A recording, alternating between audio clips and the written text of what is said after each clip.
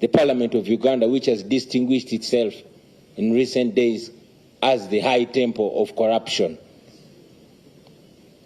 I hate to use those words, but if we are to deal with the problem, then understanding it and addressing it in reality is a first step. This Parliament has had the most outrageous scandals recently. In recent times, we've seen the Speaker of Parliament with impunity siphoning taxpayers' money. In recent days, we have seen this Parliament doing unprecedented things. We've seen in this Parliament the Speaker of Parliament and government ministers sharing iron sheets meant for the poorest of the poor in Uganda. Ate Bobi Wine olutuuse mu Parliament Speaker tamuyisizaamu ategeera oluzungu oba olulimi olunyanyembe. Awe tutandikidde Bobi Wine abadde mu Parliament agenda maaso n'okunyonnyola nti Parliament obunyagulizi obugirimu n'obukulupya tabulabanga. Mwagambidde nti Speaker ate nga yabeera omukulu nnyini Parliament agitwala nti ne banne ate n'abadde akyali ku bya Speaker. Mpuuga. It is in this Parliament that we've seen the leader of opposition rewarded before he works. It was in this Parliament where we saw that so-called service award. And it is this Parliament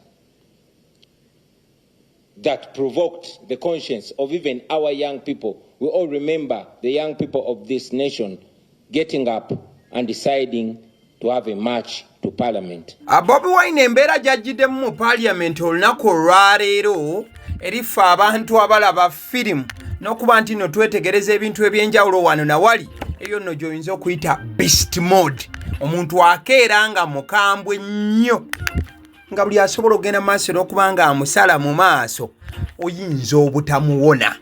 Yes, olunaku olwaleero His Excellency Bobi Wine azze mu Parliament y'eggwanga nnyaffe Uganda olw'ensonga gye tugenda okutegeera wabula gye bikkidde nga Speaker ne Honorable Mpuuga abalese abayisizaamu ne sekuyisaamu yenna.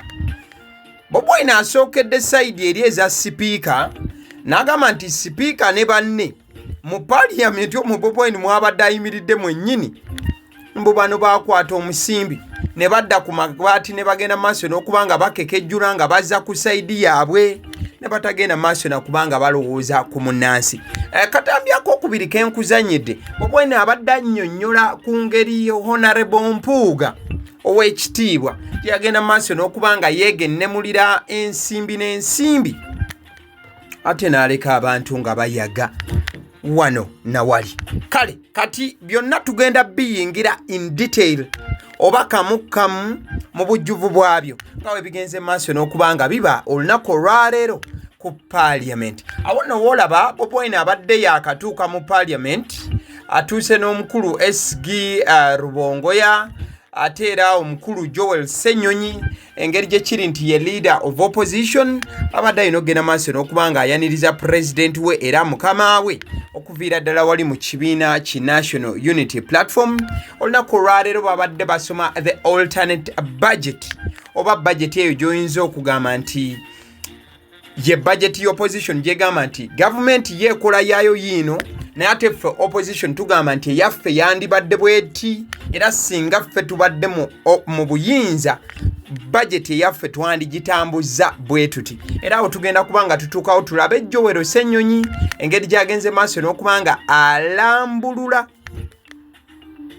engeri gye bagenze maaso n'okuba nti bandyagadde budget eyaabwe egende maaso n'okuba nti efaananako mu mbeera emu oba endala. Kale kati tusooka tugende direct ku bigambo bya Bobi Wine byayogedde eri ow'ekitiibwa Mpuuga. Ow'ekitiibwa Mpuuga n'ajjula obusungu ne bumukwata n'agenda maaso n'okuba nga abimba mu Parliament era gye bikkidde ng'ow'ekitiibwa Mpuuga mu kubindabinda okungi n'okujjula okungi Bobi Wine olw'ebigambo byamugambye n'ow'ekitiibwa Mpuuga alina ebigambo byazzizaayo ng'ate bikambwe nnyo. biringa omususa oba nga bikaawa okukira n'ekigaji. Kati katusooka tukwotinga Bobi Wine wali mukuwadde mu katambi. But let's get this quote right. NBS engeri gye kiri nti ebadde ku ground nga byonna bigenda maaso ekoze expost oba tweet nga NBS quoting ebigambo Bobi Wine byayogedde. Kati NBS wemaze okuquotinga ebigambo bino ndowooza Mpuuga n'agamba this is getting serious. Sijja kukkiriza musajja kunnenyerera nange nina okugenda maaso olw'okubanga musazaamu mu ebyo byayogedde. So NBS quoting n'agamba His Excellency Bobi Wine NUP principal. It is in this parliament that we have seen the leader of opposition. Oba, it is in this parliament that we have seen the leader of the opposition then rewarded a service award before he works. Ebigambo nga bigamba nti Bobi Wine ayogedde mu parliament n'agamba nti mu parliament eno jukira olwo Bobi Wine abadde mu parliament. Bobi Wine agambe mu parliament eno mwe tulabidde eyali leader of opposition ebiseera ebyo nga aweebwa akasiimo wabula ate nga n'okukola tannaba kukola kwegamba nti yeewa akasiimo nga talina na mulimu gwe yaakoze.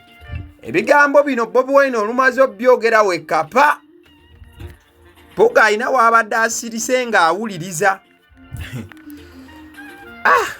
Mpuuga tatera kwogera naye ate bw'atandika okwogera obusungu ayogeza bungi. Ebyo byolaba ku screen bigambo by'Oweekitiibwa Mpuuga gwasobola okuba nti osoma oluzungu mu bwangungu awulabirawo dda nti tabbu yazze dda kawedde mudda. Wuliriza weetegereza sooka olabe. Oweekitiibwa Mpuuga bw'ati bw'ayanukudde Bobi Wine ku lw'ebigambo Bobi Wine byayogeredde mu parliament. Mpuuga agambye bw'ati: when you believe that parliament stroke government works budgets like a concert manager where collections are done at the entrance and expenditures from the collections made the following day, your assertion is right.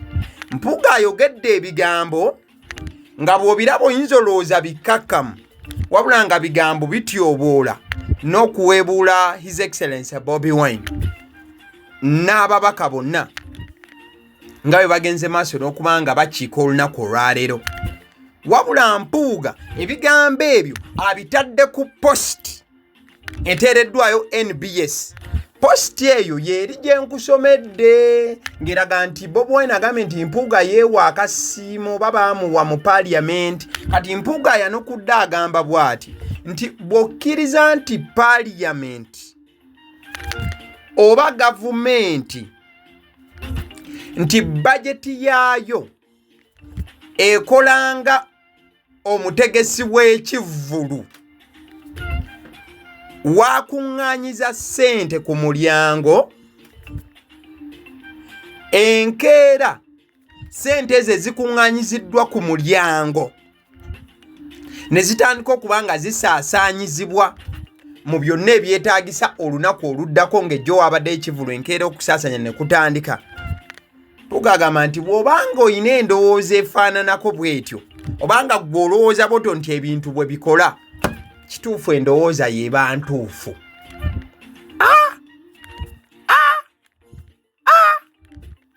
Oweekitiibwa Mpuuga bigambo abiwandiise mu ngeri ya bukakamu wabula abadde nga ategeeza nti His Excellency Bobi Wine nti engeri gye bakuttemu ensonga olunaku olwaleero bo babadde beeyitanga bw'oyinza okugamba abategesi b'ebivvulu. Embuleero okuŋŋaanya ssente enkya zennyini ze wakuŋŋaanyiza ejjo n'ozipendinga. Kwagamba nga Oweekitiibwa Mpuuga alinga agamba nti bano enkola gye bakolamu ebintu nti tebali mu bikola mu ngeri nga bw'erina okukolebwa gavumenti bw'erina otambuza ensonga wabula nti bo babirowooza nga abategesi b'ebivvulu oba bo babirowooza mu ngeri ya music na concert. Bigambo bya Oweekitiibwa Mpuuga ng'ayanukula His Excellency Bobi Wine ku bigambo His Excellency byayogedde mu parliament ng'ayokya ababiri bano omubadde speaker ababaka ab'enjawulo wamu n'Oweekitiibwa Mpuuga. Kale tusooka tutunuuliremuko ku bantu nga bwe balabise olunaku olwaleero mu Parliament. Ekifaananyi ky'olaba kye kifaananyi ky'abamu ku bakulu abakulira ebibiina eby'obufuzi eby'enjawulo. Osobola okulengeramu ku sayidi emu awo, osobola okulaba omukulu Elias Lukwago, yes, abaddewo mu bujjuvu. Abova ku Elias Lukwago, omukyala goddako ye mukyala ow'ekitiibwa yaliko leader of opposition Winnie Kiiza, abaddewo nnyo bulambirira.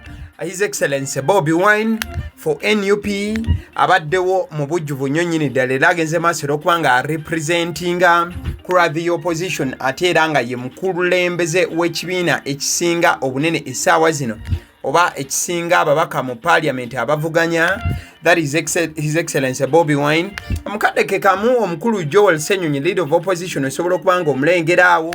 Omukulu addako si mulala, omukulu amanyiddwa nga Kenny Luchamze the man, naye olunaku olwaleero talutumiddwa mwana olw'ekibiina kisipi, ate era mu balala abagenze maaso olw'okuba nti nno balabwako olunaku olwaleero. Mukwano gwange na maaso olw'okuba nti nno olaba omukulu Akena, oyo n'omutabani w'Obote, yes, naye agenze maaso olw'okuba nti naalabikako. Abalala babadde nno bangi, wabula nsobola okuba nga nkulagamuko kubanguwa. Ndabyeko ku Dr. Hildamani abaddewo awo, omukulu Lutamaguzi naye agenze maaso n'okulabikako olunaku olwaleero. Omukulu Zaake abaddewo mu bujjuvu, kagenda maaso olw'okuba nga yeetegereza ensonga. Elias Ruyimba Zinalukoola mu kifaananyi ekyo naye mwali, era ekifaananyi ekyo kyogera maaso okuba nga olaba ekifaananyi ekyo. Omukulu Alan Sewanyana tageze maaso na kubanga alutuumira mwana. Akayemba Solo mulabyeko, omukulu Saazi okuva Egomba naye mulabyeko awo, Esigi Lubongoya n'abalala bangi. Ndabyeko ku Nubian Lissebo yasomye dda, oyo nno naye yeeteekateeka kuba mu maaso awo agenda kubanga yeesimbawo. Nambooze mulabyeko naye yazze butereevu nnyo, n'abandi babadde bangi. Kale 1 2 3 minutes or just 1 or 2 minutes atugere maaso kubanga tutunulamuko kuzibadde nga suggestions mu alternate budget eno egenze maaso n'okuba nti eba Joel Ssenyonyi nga abadde agenda maaso n'okuba nti asoma budget eno, agenze maaso n'okuba nga ayogera ku trillion oba n'obuwumbi bwa ssente obugenda maaso n'okuba nga bubulankanyizibwa, ate nga ebiseera ebisinga ne IGG akimanyiiko oba kaliisoliiso wa gavumenti akimanyiiko, era nga bakyogera lunye nti mu budget buli ssente bwe zifuluma bateekamuko ne ku ssente ze bamanyi bulungi nti ezo zigenda mu nguzi. So leader of opposition awo akoonyewo nnyo, era agambye nti our people deserve a budget that works for them, not one that burdens them with unnecessary taxes and poor service delivery. Ejokuna Farms Company Limited eyo nesangibwa Ntinda kumpi ne Victoria Church.